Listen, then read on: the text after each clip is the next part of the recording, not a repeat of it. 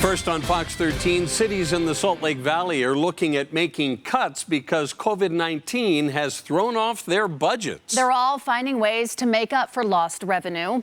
As Fox 13's Lauren Steinbrecher reports, one city laid off nearly 10% of its staff, while another is implementing a hiring freeze.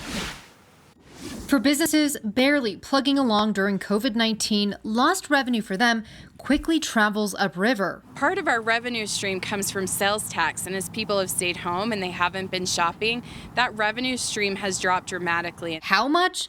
$8 to $10 million in West Jordan, leaving the city with little choice but to scale back. City has made cuts in just about every area, from programming cuts to staffing cuts to just tightening the belt on things. At first, they asked for a show of hands, seeing who would volunteer for layoffs.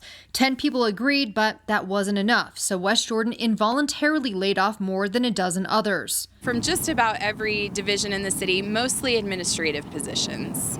West Jordan City is hardly alone when it comes to losing some of that sales tax revenue.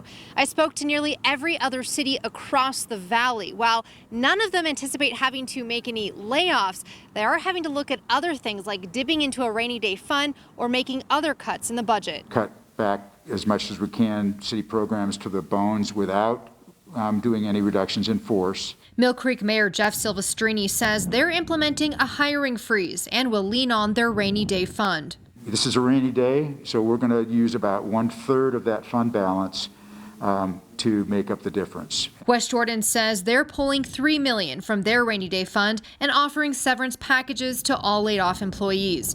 Both cities stressed they'll still provide necessary municipal services, but even as businesses open back up, it's hard to say if and when sales tax revenue will return to normal. The challenge is not knowing how long this is going to last.